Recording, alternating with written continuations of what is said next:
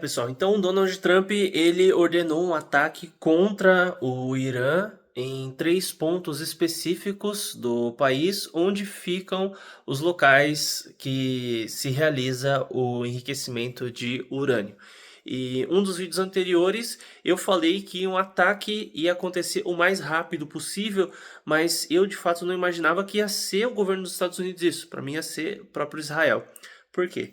Por esses dias saiu a notícia de que Israel tinha de 10 a 12 dias apenas de defesa antiaérea, né? O que tem mantido Israel tão seguro até agora? É esse sistema deles. Então eles têm um sistema que funciona em 3 camadas.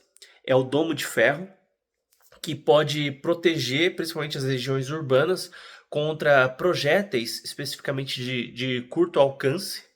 Então, algum míssil é disparado, sai um míssil também de Israel e abate esse outro projétil no ar. Essa é a ideia. Então, o domo de ferro tem uma eficácia de cerca de 90%. É um negócio assustador. Só que acima do domo de ferro tem um outro sistema que eles chamam de funda de Davi. Mesma coisa, só que mísseis de médio alcance. E por fim, tem o sistema assim que é a coisa mais chocante de todos, que é o sistema Arrow. O sistema Arrow, para você ter uma ideia, ele abate mísseis e ele funciona fora da atmosfera da Terra. Então são cerca de 100 quilômetros de distância, né? Ou seja, longo alcance. Então temos médio, curto, médio e longo alcance. Então esse sistema Arrow, cada interceptação que eles fazem custa em torno de 3,5 a 4 milhões de dólares, tá? Cada interceptação que eles fazem. E para você repor esse sistema não é só muito caro, é muito trabalhoso, é muito complexo. Não é assim, vamos repor ali a munição, né? Então é um negócio extremamente difícil. E esse sistema, que é o Arrow, que é o mais importante, ele só tinha de 10 a 15 dias de munição sobrando.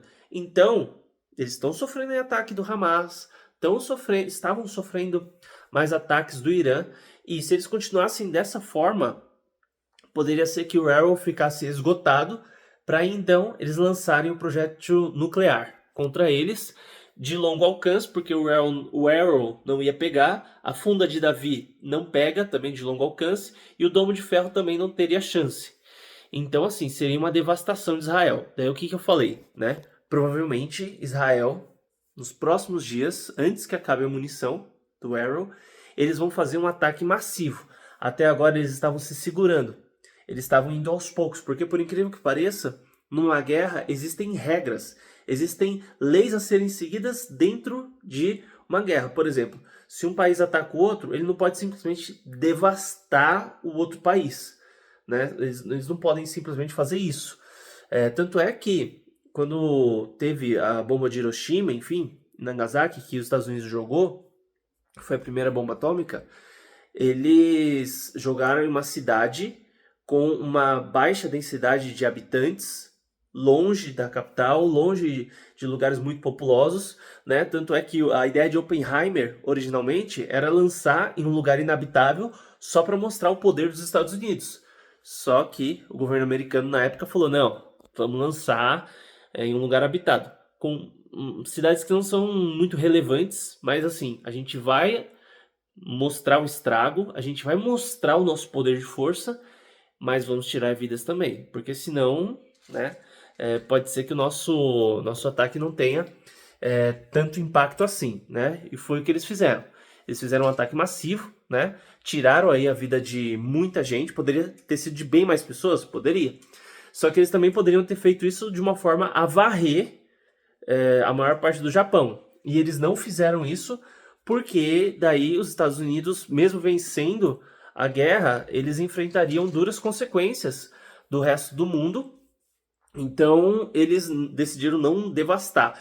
E Israel, por incrível que pareça, mesmo sem usar artefatos nucleares, eles teriam a condição de devastar Gaza, teriam condição, não sei se de devastar o Irã, porque eles têm um espaço territorial grande, mas devastar grandes áreas populosas do Irã, se eles quisessem, tá? Mas não é assim, né? E você também não pode tratar as vidas como se não fosse nada. Então, eles fazem ataques muito pontuais. E o que eu falei, que provavelmente eles fariam alguma coisa já mais abrupta, porque mais vale, então, eu imagino, né, o raciocínio de Netanyahu, mais valeria um ataque que desestabiliza o Irã, mesmo que seja um ataque sujo, ou seja, tirando vida de muitas pessoas inocentes, do que arriscar a vida dos próprios cidadãos israelenses. Só que daí os Estados Unidos, sabendo disso, eles partiram para cima do Irã.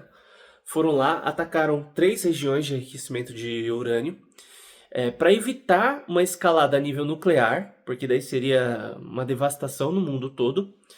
E eles também fizeram isso para evitar que Israel se sujasse, né? E talvez, né? Donald Trump falou que Israel não teria condições de fazer esse ataque, mas talvez realmente Israel não tivesse essa possibilidade, né? E daí, com isso, muita gente questiona agora o que o Putin vai fazer. Ah, mas o Putin, ele tinha se declarado ao lado do Irã e tudo mais, só que é que tá. O Putin vai falar o quê? Eles destruíram só os artefatos nucleares, só a parte de enriquecimento de urânio. Então, o Putin, eles não entraram na guerra, não. Trump levou lá os aviões, fez o trabalho que tinha que fazer e saiu fora. Outro ponto.